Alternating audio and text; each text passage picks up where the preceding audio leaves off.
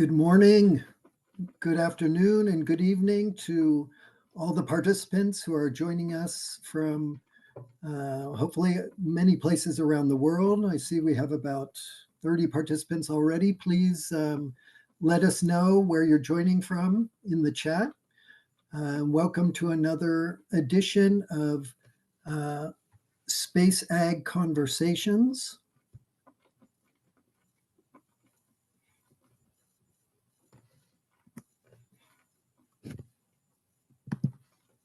Hello, everyone.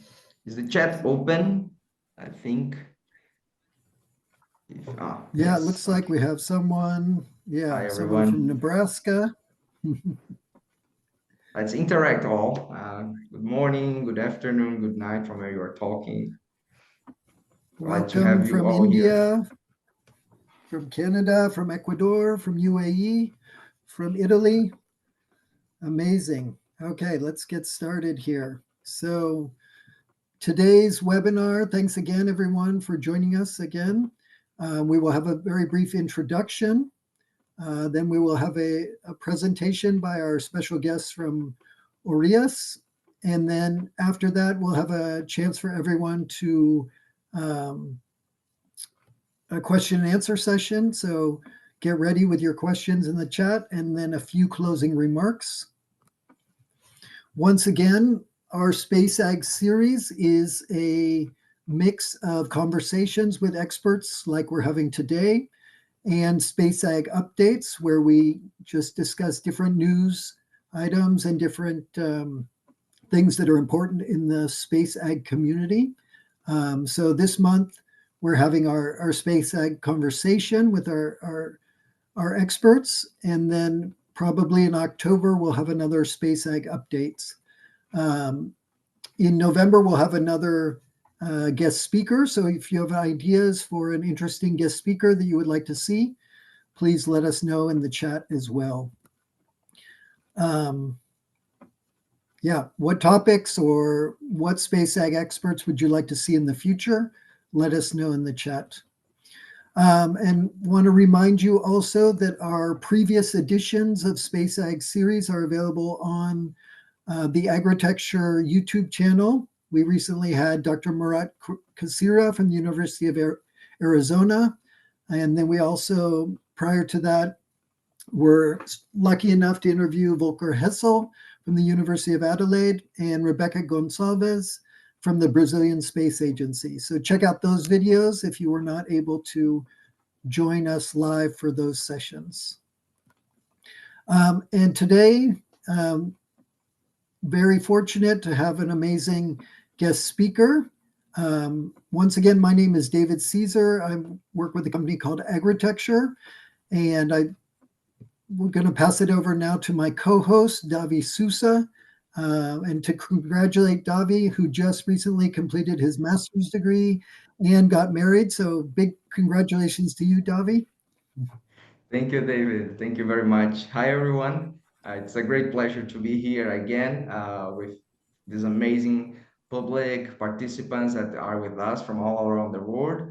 My name is David Souza. I will be your co-host today. I am an electrical engineer and also a researcher and consultant in space farming. And me with David, Nico also here in the background with us, and all architecture team, we have been working together in the series of webinars. And today we have our guest speaker, actually our guest speakers. We had this lovely surprise to have not only Paul-Hector with us, but also Pierre, the co-founders of Orius, to be introducing more about their work with us. And previous than heading to and passing Paul to the presentation, I would like to tell you all, if you have questions, feel free to drop them in the chat. I'll be checking all of them. Me and David will be checking them. Also, the Q&A is open. Feel free to leave your questions. And at the end, we have a specific Q&A session to address the relevant and interesting questions for based on Paul's and Pierre's presentation. So a quick my introduction about Paul. Paul-Hector co-founded Orius with a belief that indoor cultivation technology can go beyond agricultural production and to trigger metabolic pathways to influence the chemical composition of plants. His expertise in plant biology allows him to understand plant physiological mechanisms and thus reveal their full potential. Paul-Hector, thank you very much again for accepting our invitation. Welcome to the SpaceAg Conversations, and now the floor is all yours. Thank you very much, Davey and David. So hello everyone. I'm very excited to be here. I'm with Pierre. You have two speakers for the price of one today. So I'm Paul-Hector. I'm a researcher in plant science and also horticultural engineer. I worked for almost 10 years now in the indoor farming industries. And I'm with my co-founder, Pierre. So Pierre, hello everyone. Very nice to be here today. So for my side, I'm an engineer. So I've co-founded Orius 3 years ago with Paul-Hector, and I'm in charge of the engineering, leading the engineering side of the company, because we are developing quite a lot of CEA technologies, production equipment, and so on. And I will speak about our work in space agriculture design. Yeah.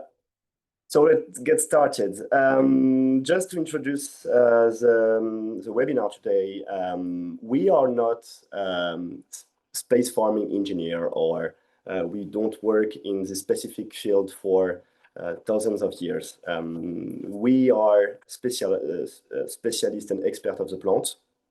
And we started the project with the French space agencies in 2021. It was more like an opportunity for us to finance our first prototype. And the story is still going on today. We are working in many fields and many different field of application in the space farming topics. So we try today to be as concise as possible and as precise as possible on what we are going to show you. So there is a focus. So the first introduction is what we do and how we are doing it. Then we will focus on the agronomic and botanical results we have and we had. And the second part is on the hardware we designed. So, and last but not least, the work is still going on. So we have also some question mark remaining on the project. So it's normal, and we will be happy to discuss all of that. To start, we are a biotech company based in Toulouse, France, where also the CNES is, the French Space Agency. And we combine deep plant science expertise with engineering development to conduct research on understanding how the plant reacts with their environment in order to produce interesting molecules. We do this type of research for our industrial partners in cosmetic, nutraceutical, pharmaceuticals, and food industries. And today, we offer 3 different type of solutions. So R&D services, the production of specialized ingredients, and engineering office. Our journey in new space started actually with the creation of Orius, because as I said, we were incubated by the CNES in 2021. And we continued the collaboration going forward and deepened each year on several aspects of the collaboration, working both on the development of plant recipes and hardware development. We are part of a new European initiative led by ESA. This is called the European Spaceship Network. And more, so European Spaceship Network, you have one in England, one in Germany, and one in France. And more specifically, with the French spaceship, we are at the core of the development made on life support system and autonomy and in situ resource usage. So what are the challenges for space food production? Main long-term mission require in situ food production systems. Not only the production, not only the production of the plants, but produce highly efficient in terms of resource usage and productivity per cubic meter. It needs to be partially automated, not fully, because the psychological aspect of cultivating your own garden will be very important to keep the crew busy and happy.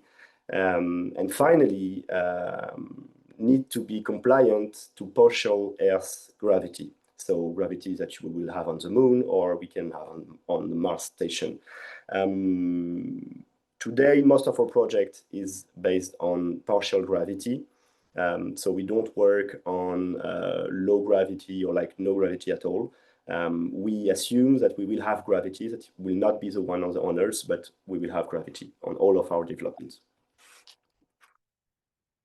So our new SpaceAg project targets three main objectives. The first one is on the plant. So when working on a plant in a space farming project, you need to identify first the right species for production in relation with productivity, size of the plant, calorie and nutrients produced, and the culinary interest of the plant. Then you will need to have the technical capacity to grow it, which is not the same if you want to grow wheat, peanuts, carrots, or eggplants. The plant doesn't require the same growing system. And like the and finally, you need to create the perfect recipe, because like in the growing system, if you are looking for performance, the best production recipe for tomatoes is not the same for lettuce. So you need to have a dedicated production recipe for each plant. Second objective is to replicate space conditions, to study the impact of those space conditions on plant and hardware design. And the third objective is to design hardware able to fly and to sustain nutrient and food to the crew on a living base in 2050. So we look forward 2050. All of our application and research are based on full autonomy in 2050. You can find our paper on the last ECS. This is the title of the paper, actually. So let's go a little bit deeper in agronomic and plant research. So what are the main objectives if we go a little bit deeper on the plant? So first one was, so those objectives were discussed with the CNES and actually provided by our partner at the CNES and the ESA. So we wanted to reach 50% of the nutritional needs for a crew of 4 people. This is quite an empiric value, but it's something where we need to have a fixed data to find out how many plants we will need to harvest. The second one was to improve the nutritional value on the target crop with a concept of specific climate and growing system for each plant needs. And the last one is to measure and improve the input needed for cultivation, where we have 3 different approaches. The first one is to reduce. It means like produce the most with the least amount of inputs. The second one is ISRU, so in situ resource usage. Use what you have on site and try to cycle as much as possible with other inputs of the living base, because we only worked on the food production system, but we are also in collaboration with many other initiatives, fish production, insect production, recycling of feces, etc., etc. So we try to discuss with them to find out what candidate could be the best one. And the last one is grow. It's simply need recycle your own biological input as much as possible. Paul, one clarification question. When you say 50% of the nutritional needs for a crew of 4, for how long is the proposed trip? Or is there a length of time associated with that?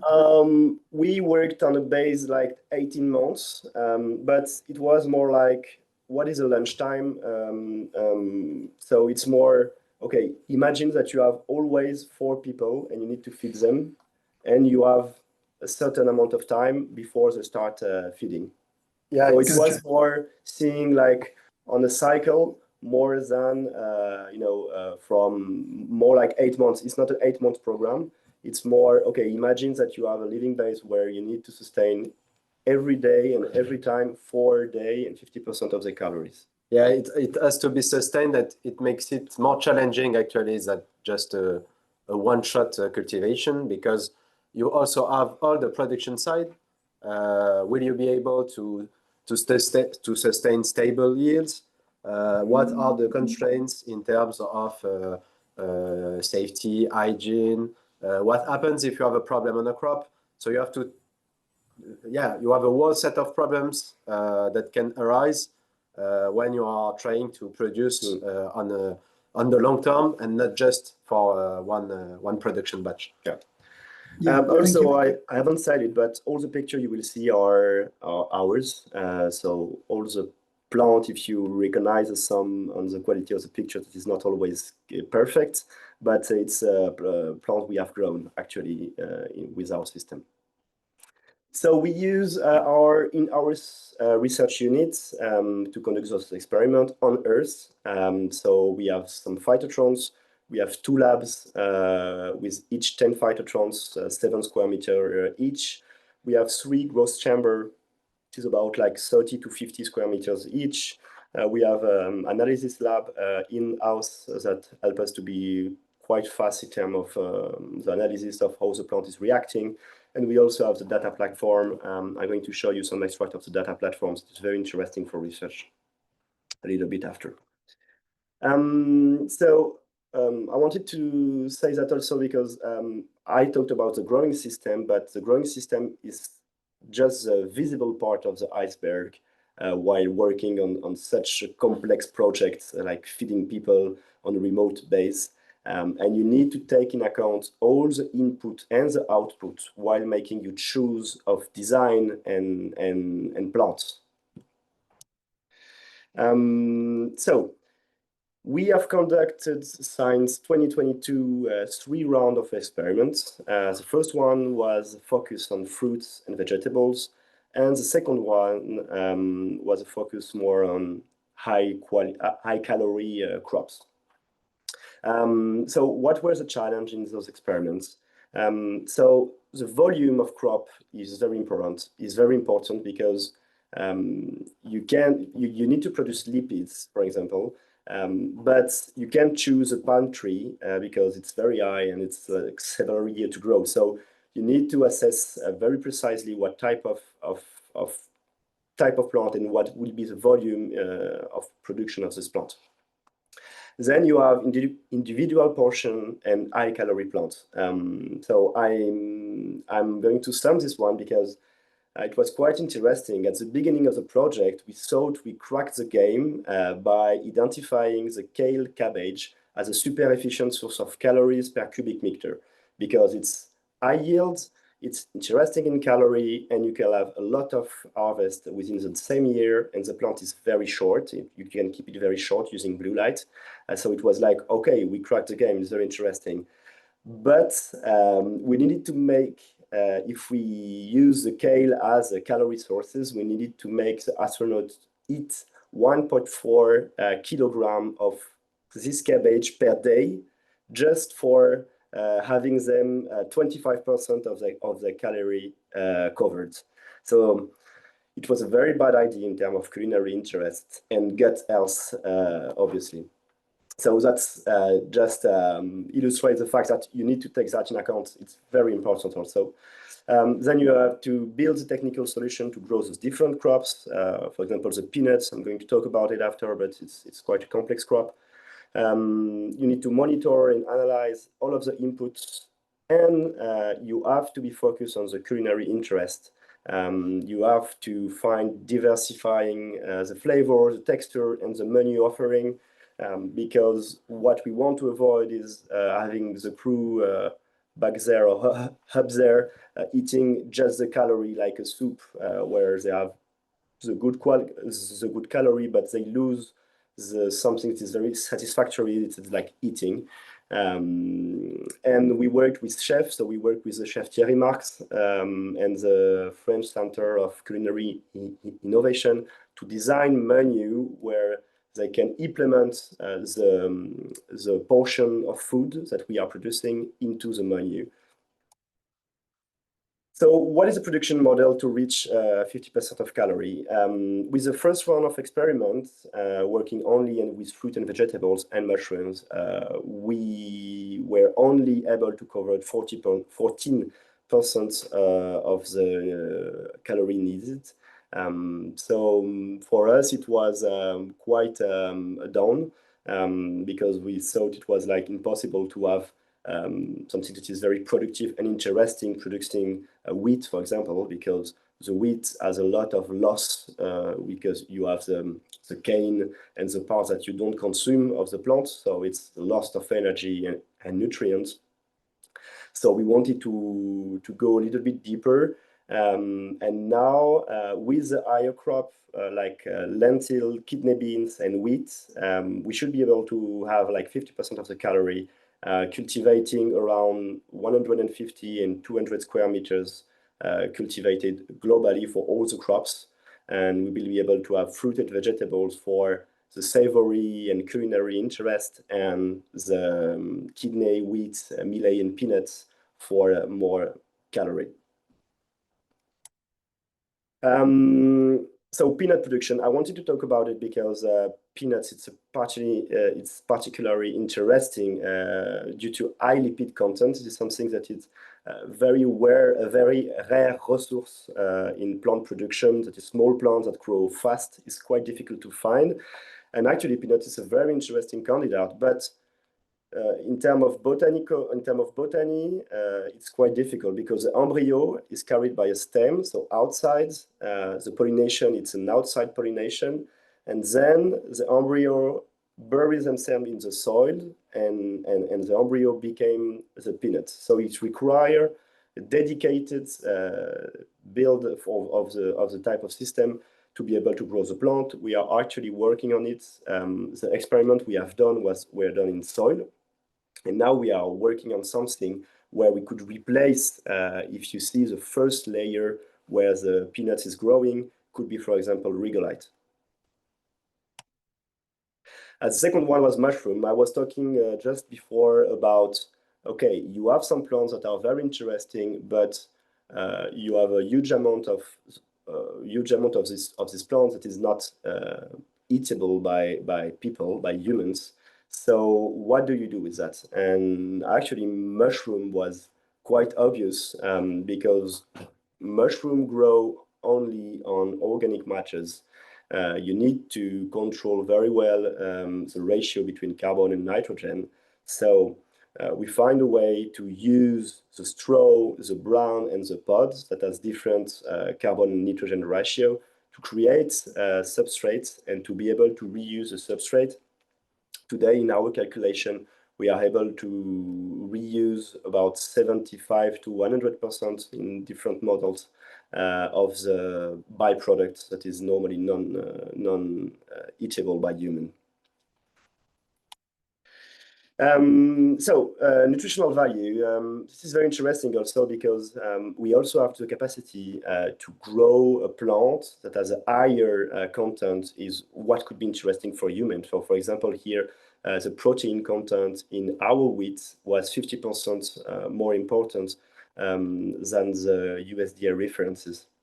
So this is something that is very interesting, and we just scratch the surface. We can go deeper in this direction. You can see here, for example, in our kidney bean, we have an exceptional ratio of anti-inflammatory lipid profile. It is super interesting, and it's something that we are really going to explore in the next year. We want to develop, for example, plants that are rich in quercetin, that have the ability to protect the body from osteoporosis.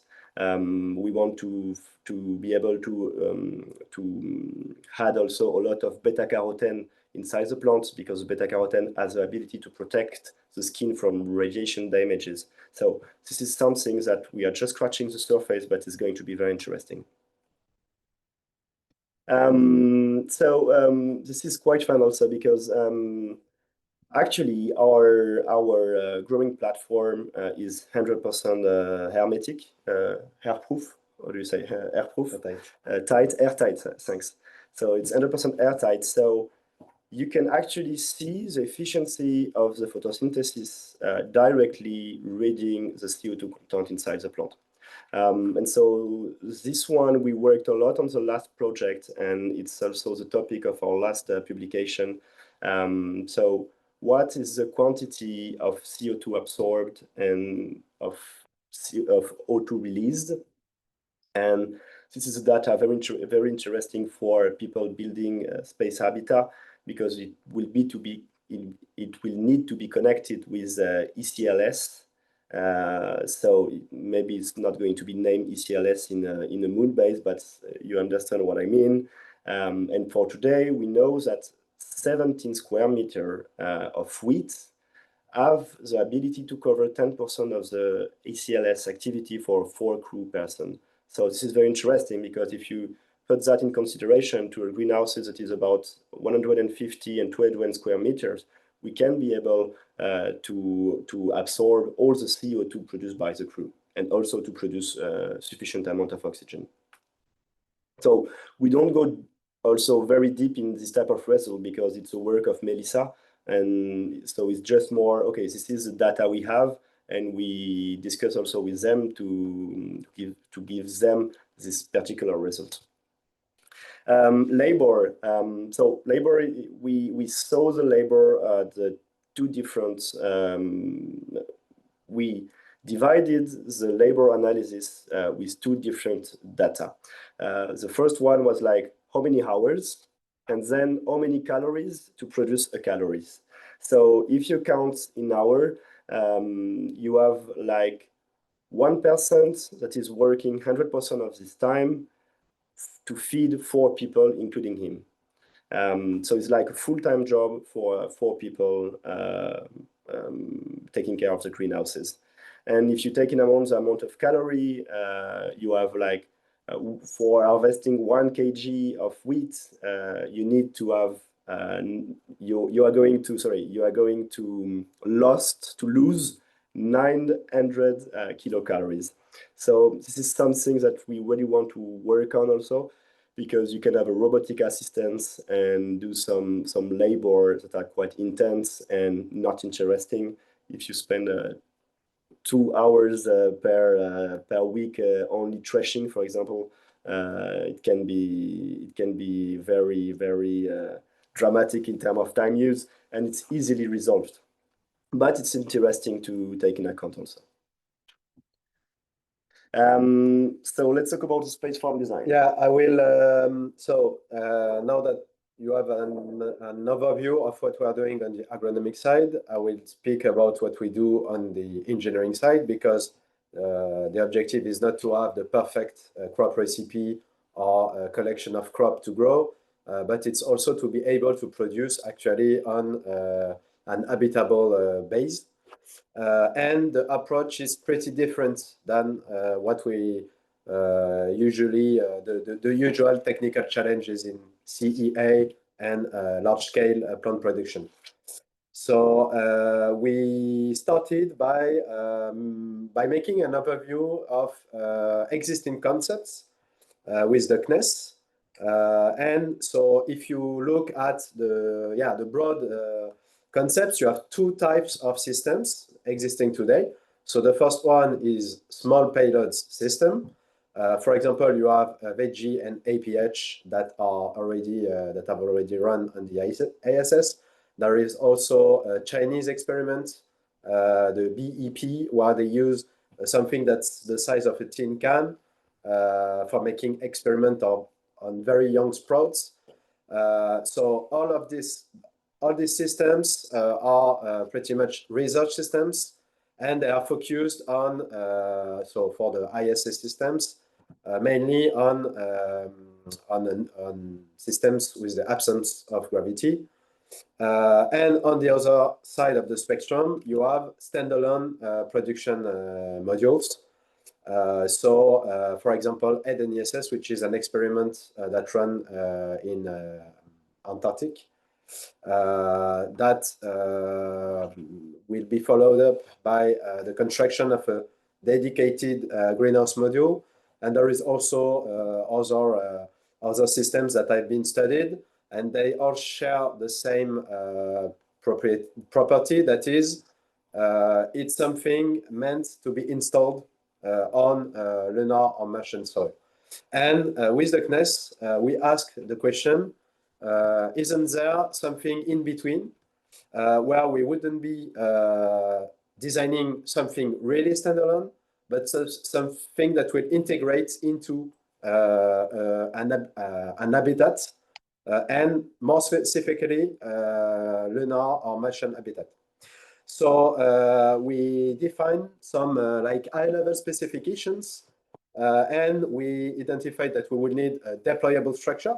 So we will need a system that will be really easy to ship, compacted, and then to deploy on site, but that will still be standalone. So all the system will be packaged in a single payload. We defined some constraints. So for now, we are using the CTB, so cargo transfer bags, that are already used in space cargo. Obviously, we are not sure, and we are pretty sure that CTBs might be obsolete when we do the first flight to Mars. But we took it as a strong hypothesis because it's something really used today. Yeah. And so it has very clear specifications. It has to be modular because, as you have understood, we won't produce a single crop or few crops. We want to be able to produce a wide range of crop with very different specificities, and mostly the size and the density.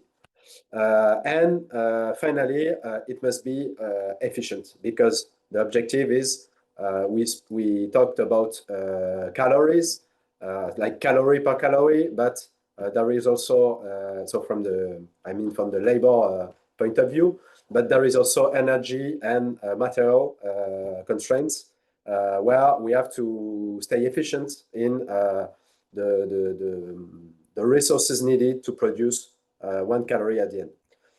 So we defined some target specifications. So I won't enter in detail into the specs, but overall, the objective compared to those existing systems was to drastically increase the production area, was to have something that is really viable for production, not just for research activities. The second objective is to reduce the specific mass, which means which mass of material for 1 square meter of grow space, to have the ability to precisely control the environment, so air, lighting, and irrigation in a fully independent way. So not rely on the habitat ECLSS, even if it can be used. I will speak about it later. There have been synergies with ECLSS, but we don't count on it for regulation. And then it has to offer the capability to reproduce any recipe we want. So to have a very broad climate operating domain. So we worked on a concept. So it's the general idea is to have a cluster of production modules with a technical module which will supply all the utilities, where it makes sense to mutualize functionalities between several modules. And then each of those clusters is formed of production units. So those production units are identical but independent, and they are pretty modular. So you can have different growing system configurations, and you can have different layer configuration. So the idea is to be able to have the most flexibility with still a system that is not fully self-contained in its own envelope, but that will be installed inside an habitat module. And you could say that this module looks small compared to what you what you may have seen with a large-scale vertical farm. But as you have said, this concept today is targeted to feed 4 people with all the constraints associated. So today we are not speaking of feeding a colony of hundreds or thousands of people, but for now we aim to feed the first few people that could live on the base. So the idea is that we have like a soft envelope. It's not a hard envelope. Today it's a Nomex. It's a Nomex envelope, and all the components inside are modular and are collapsible. So at the end, you can pack the system in 3 CDB containers, and then it's very quickly constructed on site. So there is a minimal work on the base to set it up. Today we just have completed the first proof of concept, so the first production unit based on this design. The idea is that we are going to have a test phase where we will run this unit for several months with a large range of test crops that will allow us to validate. At which point we meet the specifications that we defined with the CNES. But overall, the idea is that we want to validate this year this first concept of an autonomous, compact, lightweight, modular, efficient, and compliant production model. And then we will continue the work with the utility module, which will be quite challenging because the most complex part today relies on the exchange of air and water with the base, because we cannot really just release air like we could do on a vertical farm with some exhaust pipe. We have to be sure that every air that we will release, or all the water that we will release to the base, is compliant to some precise specifications in terms of air and water quality.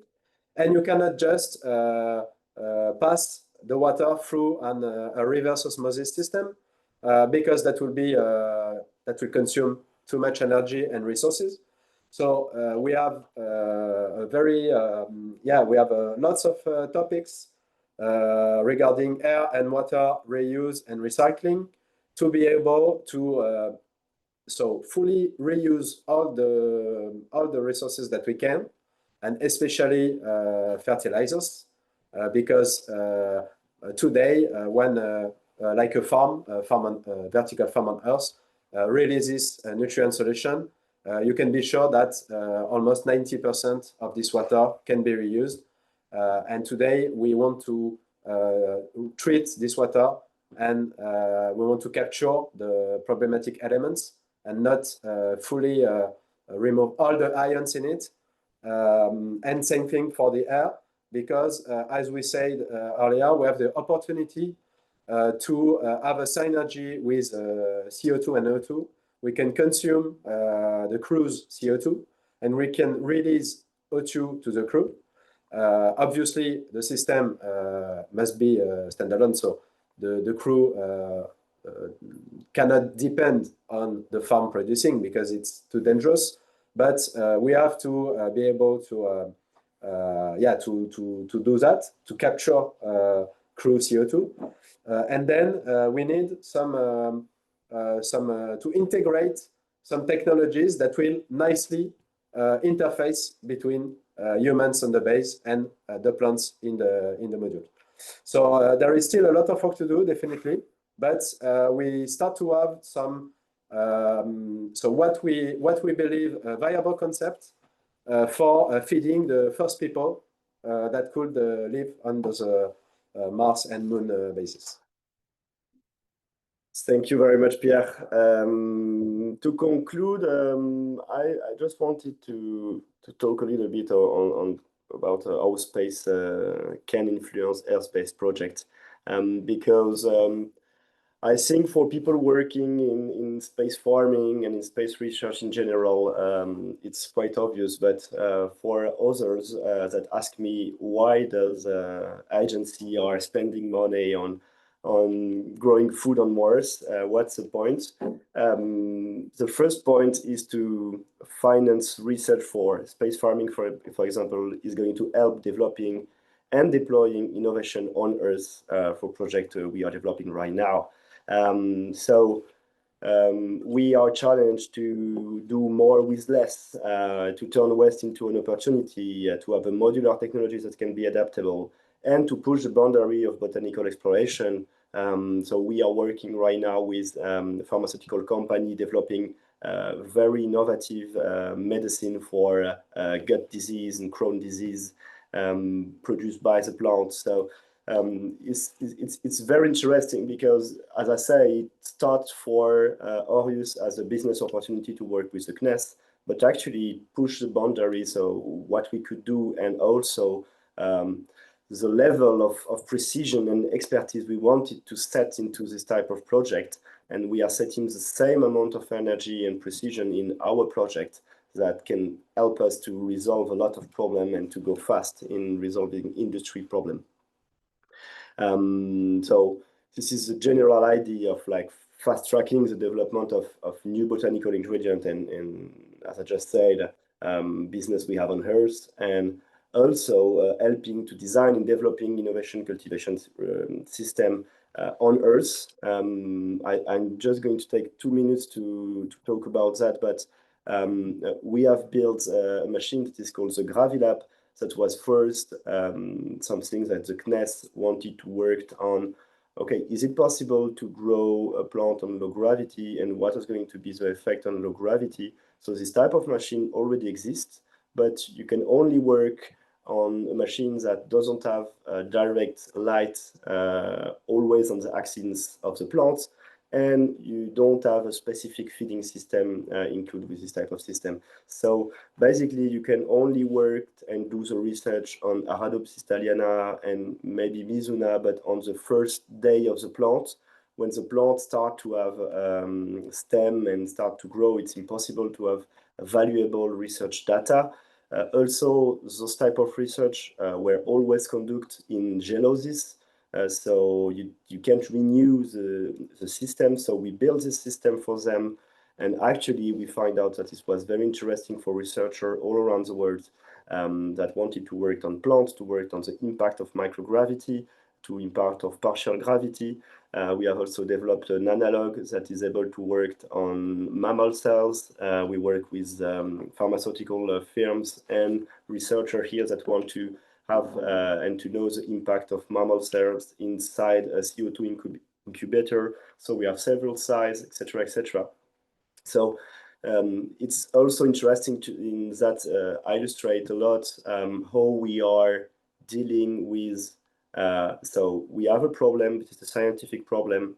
I talk with Pierre and the engineering team, and we find a way to solve it and to be able to give to the research team something that is cheap, that is effective, and that is because this one is 10 times less expensive than the one that you can buy. So for us, it was impossible to buy a machine that cost $25,000 to have an experiment on plant, and you don't have the light and you don't have the irrigation system. So why not build it ourselves?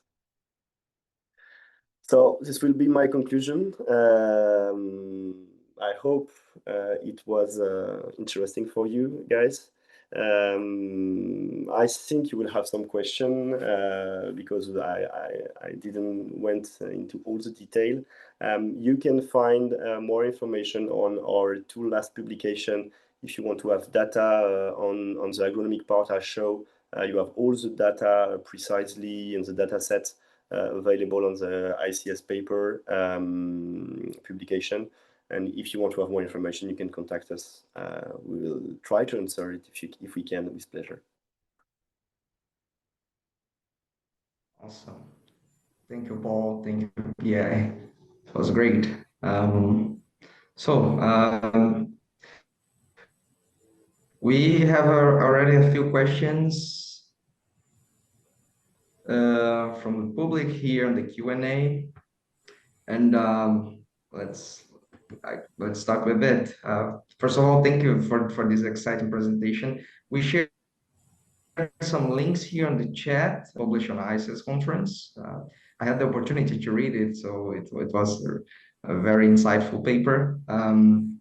So the questions, the first one was from Rob. He asked about do you find nutrient concentration issues having a square tray? By modifying the surface of the tray, you can encourage better dispersal of nutrients throughout the tray. Can you send me the question in the chat, because I don't see it and it will be easier for me to answer it. But if I understand well, just to explain our growing system, so we have several types of growing system. As Pierre shown, our growing module is our growing part, the part where the roots go, is modular. So we have a system that is closed from ebb and flow system, and we have another one that is an aeroponic system. We mostly use the ebb and flow system, which is not the more performant, but is the more reliable. It is the one that you don't have a nozzle that is going to clog, you don't have a pipe pressure that you need to sustain, that need to be very precise, etc. You just have to get a water level. So with this type of irrigation, we don't have any problem. We don't have any problem with variability of the nutrient solution, because actually what we do is like we water the plants and we renew the capillary water around the roots, and so we have a frequency that is corresponding to also, okay, so the EC is decreasing or increasing if you have a lot of water uptake in the capillary water of the roots. So you renew the solution. So we don't have any problem with this type of development. What happens with water temperature in space? Does it get very hot? Does it get very cold? I have no. Yeah, so we have pretty frequent. So today with most of our recipes, we have pretty frequent irrigations. So it's pretty much the same temperature that the air, because it's I would say that there is a temperature equilibrium, but you could want to control. So we do that not for space projects, but for some like a terrestrial project, where we have a different temperature for the roots and the aerial parts. So we cool or we heat the nutrient solution, but this is not definitely like simple and efficient.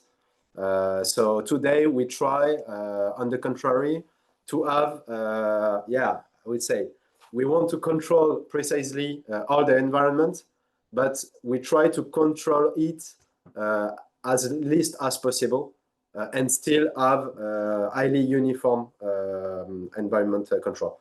So today we don't control water temperature, and it's naturally almost the same temperature at the air because of the frequent irrigations. What is important also to add is like we are thinking, and like I say we, but we work with the French Space Agency. So they think about having this type of production system in a specific habitat that will be protected from radiation, heat, etc., at the same level of the living basis where people are going to live. So it's not a living basis, properly speaking, but in terms of protection, it's going to be protected from radiation, it's going to be protected for exterior, etc., etc. So it's not on the drawing Pierre shown, is not a structure that you're going to set on the moon soil, but it's more something that need to be seen like inside an habitat. And then there are many variables that needs to be taken into account, and some of them we cannot just like bring here to Earth, like radiation and the microgravity, like and other stuff. Like it's great to see what you are doing, especially with the Yeah, random positioning and machine. and this is really important because the problem. So yeah, there are a lot of parameters. Some of them are challenging to work with, but what's really complex is that there is unknown parameters. Yeah. And this is, so today, for example, I spoke about the CTBs. We took this decision because we had to take a decision, like a design hypothesis. But we are pretty sure that we will not ship the production modules in CTBs. But the most complex thing today is to anticipate what will be the decisions. I will give you another example. It's possible that in those habitats, we don't have atmospheric pressure. It's very possible that we have a lower atmospheric pressure with higher oxygen content. So yeah, there is definitely a lot of challenging things, but the most challenging things are the things we don't know yet, and we have to make some hypotheses today to be able to work on it. Yeah, well said, Pierre. Like I commonly say that we the only thing that we know about space farming is what we learned from the International Space Station. Like we learn more after we reach on the moon and afterwards on Mars. So that's a fair point. Um, there is another question here. This is more on the like company side, so like in market and industry vision. So where do you see Orius going the coming years, like new markets or applications of new technologies? And I would just complement that with a question that might be interesting for based on your background, Paul, on the microbe side, like how you see the consortium of microbes, GMO plants, GMO crops, like how do you see, like for example, speed breeding, that we started to hear a lot about it. So what are your visions on that? So it's always difficult because we were always focused on Earth business. So space was never into our business plan. But today it's like half our revenue are made with the space industry. A quarter, sorry, a quarter of our revenue.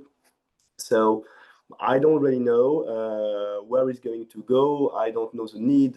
What is sure is for a company like us, it's not a business model because we don't know. Maybe tomorrow everything is going to stop because there will be political changes. There will be a need. And even if one day it will be working, we will maybe sell one system for one moon basis each 30 years. So it's like, in my opinion, in my entrepreneur opinion, it's not a business model company.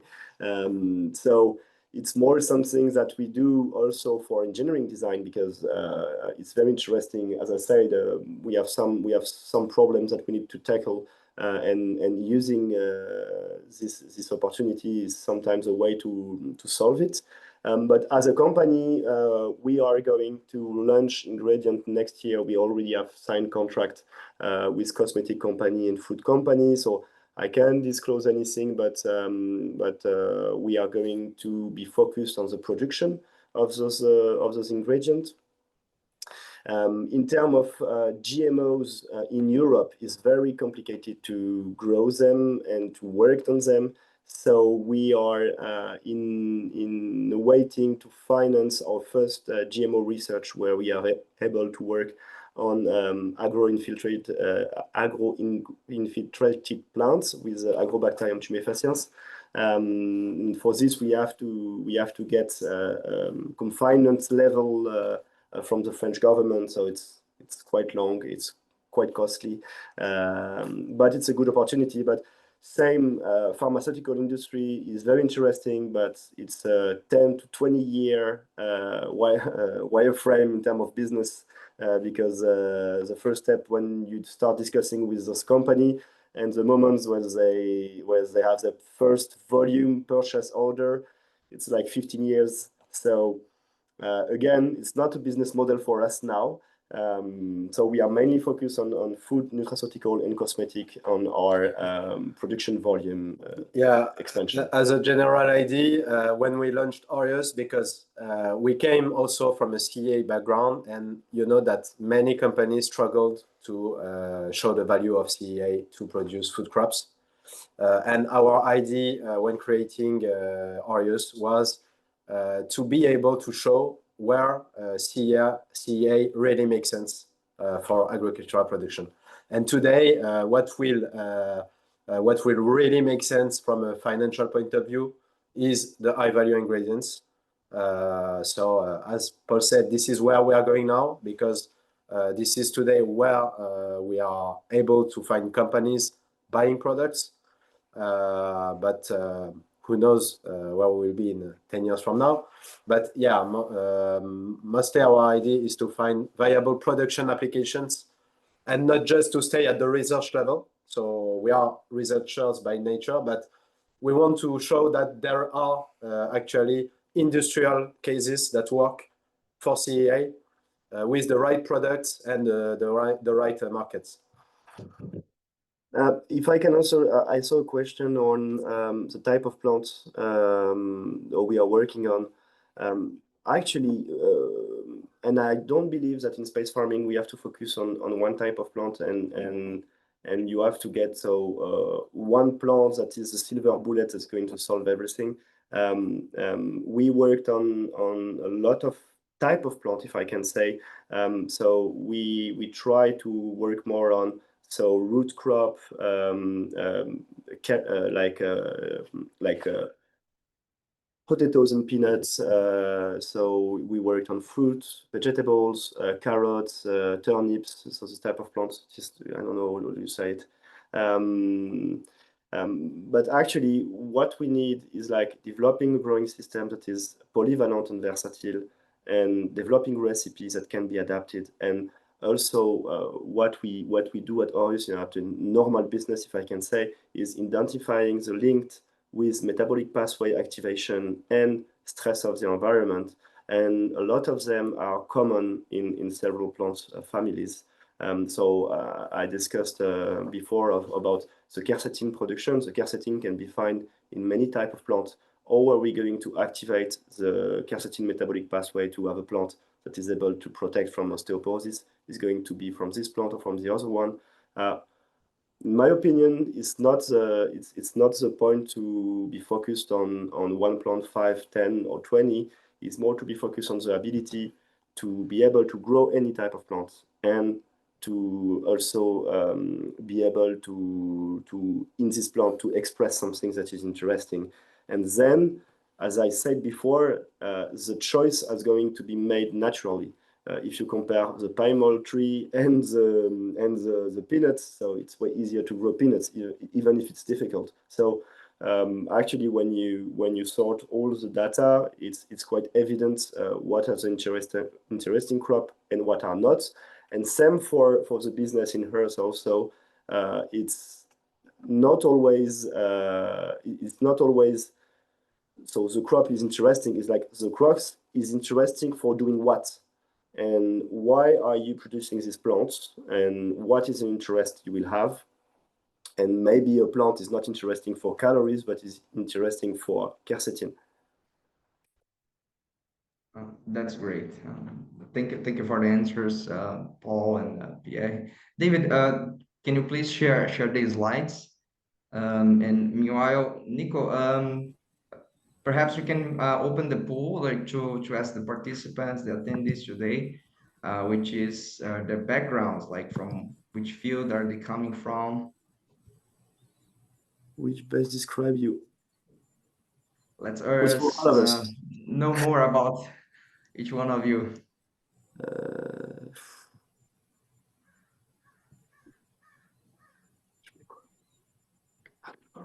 Meanwhile, David is putting the slides.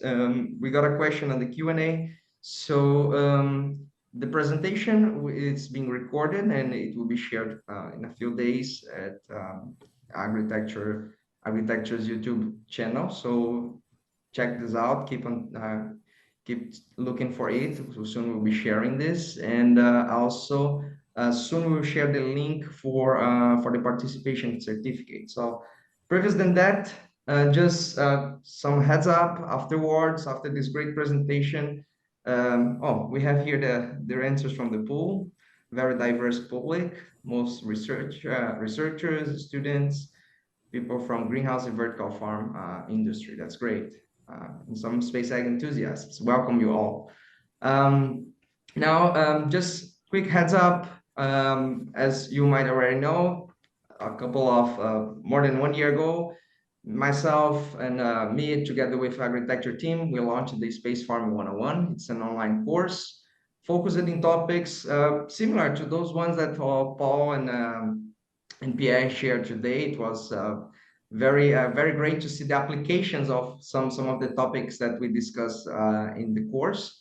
So if you are a space farmer, grower, CA professional, feel free to check the course to learn more about the topics, is from the basics, understanding like mission concepts, some of the engineering requirements. And I think just in the summary, like is exactly to understand what shared today, the relationship, the integration between the plants, the engineering side, and the humans, and how they will integrate, like how they will be integrated in a space environment.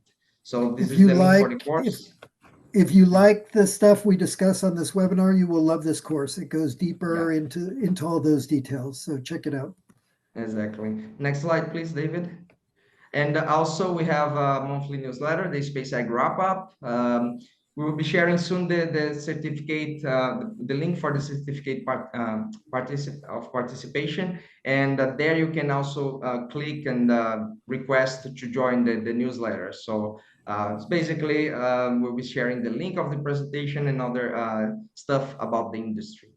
Now, next slide, David, it's on you. Yeah, if you guys are indoor growers, we really want you to participate in the CEA census. So the link is there, but yeah, the census this year is also open to growers, to equipment suppliers, students, researchers. The main focus of the census is around AI and agriculture and how AI will influence agriculture moving forward. So please participate. And then about agritecture, check out our website, agritecture.com, if you want more information. And Davi? Yeah, to finish, for the final information here, we offer a certificate of participation for those who are with us until now, and the opportunity to join the SpaceAg Wrap-Up. So feel free to answer the form. And with that, Paul or Pierre, feel free to, can you please give us one word for our participants to answer the form? This is on you. I'm going to say kale. Sorry? Kale is good. I didn't got it. The kale cabbage. Oh, kale. Yeah. Kale. Okay, perfect. So our keyword today is kale, and feel free to answer. We'll be sharing the certificate of participation in the upcoming weeks. And as final remarks, I would like to thank you all for being here with us. Thank you also, Paul and Pierre, to share some of the knowledge. And I'll pass to David and also finally to Paul and Pierre for the final the closing remarks. Yeah, thank you everyone for joining us from so many different places around the world. We really appreciate it. Thank you to Nico for producing our show in the back end. And thank you to our wonderful guests, Paul and Pierre. We really appreciate your time and all your knowledge. And everyone, we hope to see you in 2 months when we'll have our next episode. So. Yeah, thank you very much to all. It was a huge pleasure to be here. It's always so cool to see all the enthusiasm about space farming, about researcher, but also about normal people, if I can say that are very enthusiastic on this topic. If you have any question or anything to say and to add, if it's friendly, obviously, you can send us an email, no problem. Okay, perfect. Thank you guys again, everyone. Check out the Orius website to learn more. And yeah, have a great rest of your day wherever you are. Take care. Bye bye. Thank you. Bye, Bye bye. everyone.